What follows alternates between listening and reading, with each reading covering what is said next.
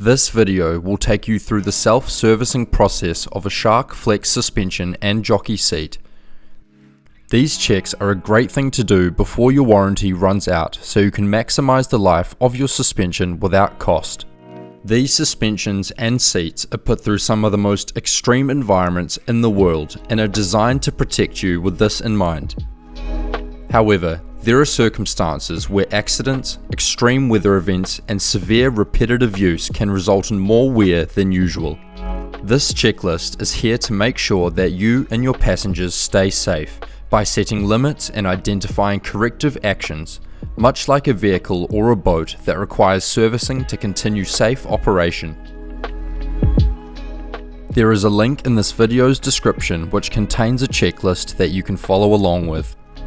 Here is what to check for. While still mounted to the boat, grab the top of the seat or the side handles and wiggle from side to side.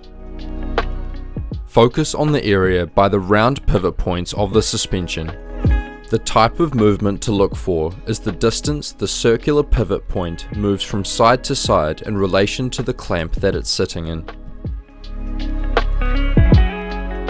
More than 3 mm of movement from the circular pivot within the clamp is a sign of worn bushings. If your suspension exceeds 3 mm of movement in this way, the bushings need to be replaced. There is a labeled link in the description that will show you how to do this. Remove the 4 to 6 nuts and washers that secure the seat to the suspension. Loosen these nuts slowly to prevent seizing. The seat can be lifted off. There are two versions of our jockey seat, one which has glued washers and one which has screwed-on washers. If you have a seat that has glued washers underneath, look out for a concave appearance on the washers that surround the bolts. This signifies too much tightening torque.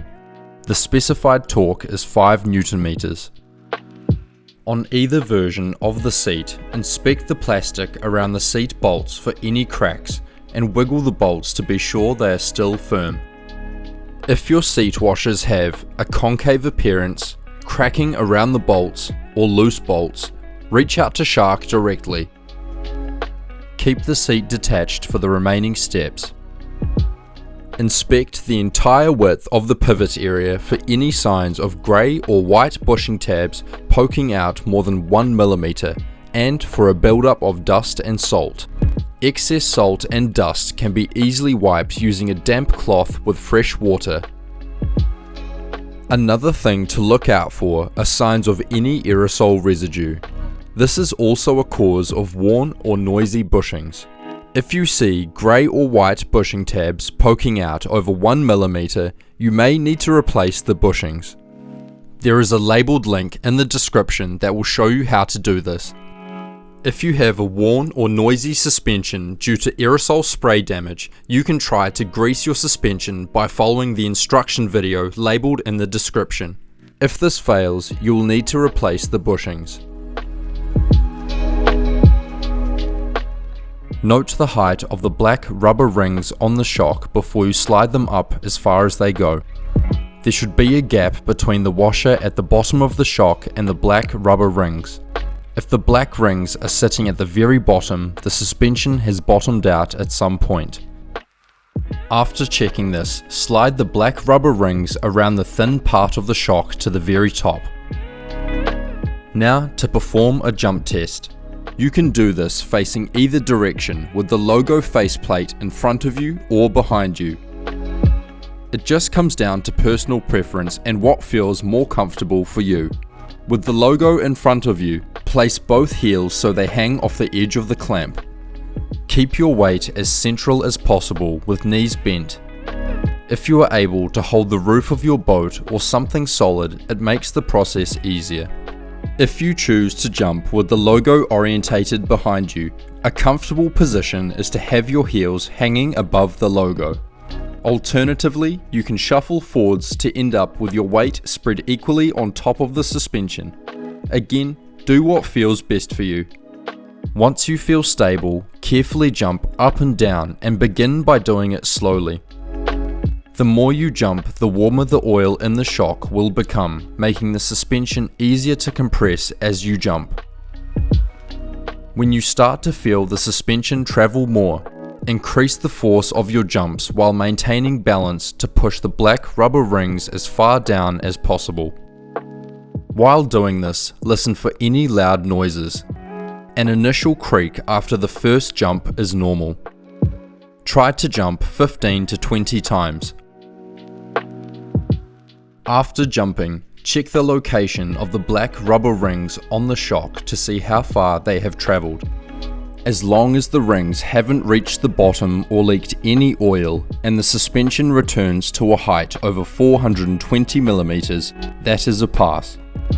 If any of these tests failed, you may be due for a new shock. Reach out to Shark directly and watch the video linked in the description to see how to replace your shock. If you heard noises while jumping, you should start by greasing your suspension, which you can learn how to do by watching the video linked in the description. If the noise continues after doing this, reach out to Shark directly for assistance. Check for running oil on the thin shock shaft.